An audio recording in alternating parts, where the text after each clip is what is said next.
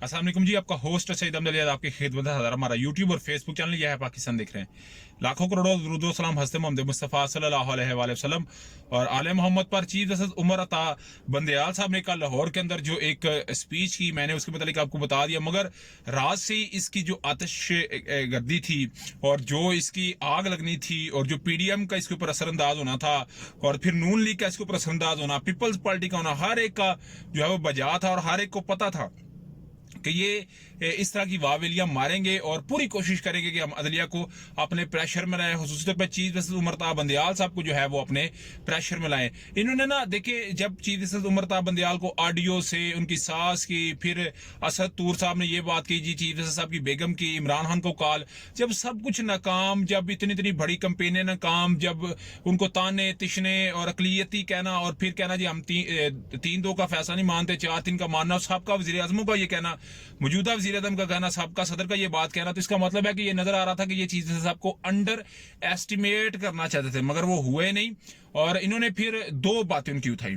एक, अब जाते हैं जस्टिस कार्लिनिस, ये वो थे कि जिन्होंने मौलाना मदूदी साहब के दौर में 2 सूबों के अंदर पाबंदियां लग गई, फिर उनको जो है बहाल किया और चीफ साहब ने कल उनका हवाला दिया। उस हवाले में उन्होंने कहा जी कि उन्होंने 2 माह पहले जो है वो अपना इस्तीफा दे दिया, यानी कि रिटायरमेंट हो गई और एक सीनियर जज जो है आ गए।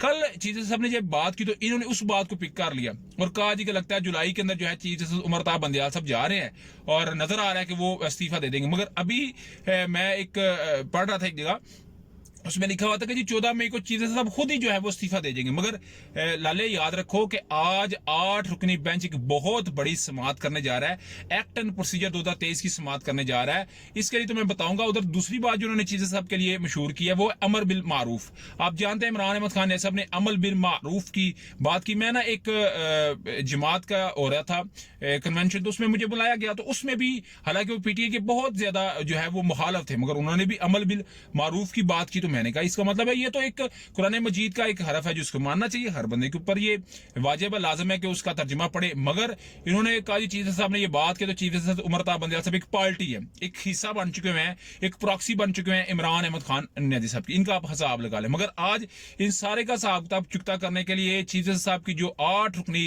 बेंच है, जिसमें एक्ट एंड प्रोसीजर 2023 जो उन्होंने बिल पास कराया, इसको बादी नजर में चीफ जस्टिस साहब कह चुके हैं कि ये हमला है और बाकायदा तौर पर कहा कि अगर सदर पाकिस्तान सिग्नेचर भी कर दे तो हमने इसको कानून का हिस्सा नहीं बनने देना। इसमें तमाम जो है supreme judicial council, Pakistan bar council, attorney general, तमाम सियासी जमातों को इसमें कहा गया कि पेश हो। इससे पहले आप जानते हैं कि 5 इजलास का डाटा मांगा गया जिसके ऊपर बड़े बड़े वार्ड वेले डाले गए, अटॉर्नी जनरल साहब को यह कहा गया, मगर सब कुछ आज डिस्कस होगा, खुलकर होगा।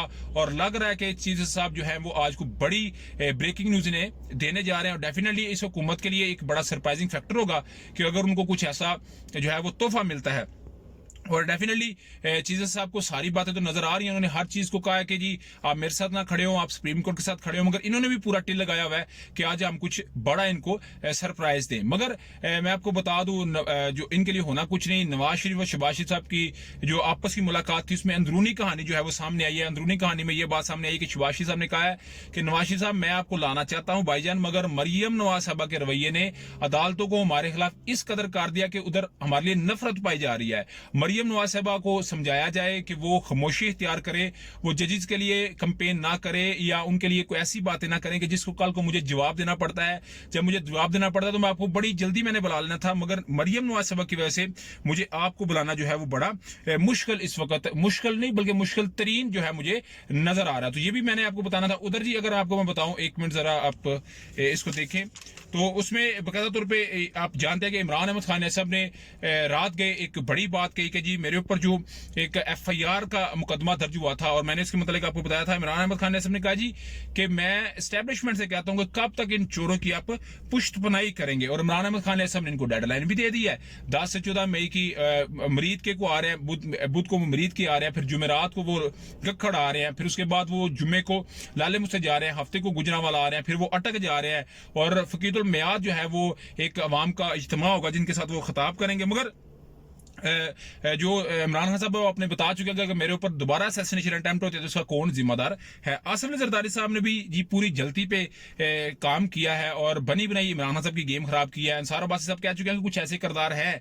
जो चाहते हैं कि सुलह ना हो। तो अंसार जरदारी साहब कहते हैं कि जो है ना जी जनरल फैसल नसीर साहब देखें वो बड़े इज्जत के एहतराम है, उनके मतलब वो कहते हैं कि बहादुर और माया नाज अदारे पर हमले के मुतरादिफ है, पाकिस्तान पर हमला है। इमरान अहमद खान नैसब को उन्होंने जो है वो एजेंट कह दिया है। मगर देखें इमरान अहमद खान नैसब अगर कह रहे हैं कि एक शख्स मेरे ऊपर जो है वो उनका वो बरमला तौर के ऊपर वो उसका ऐलान कर रहे हैं, तो फिर इसके अंदर मेरा हालत दो राय नहीं होनी चाहिए।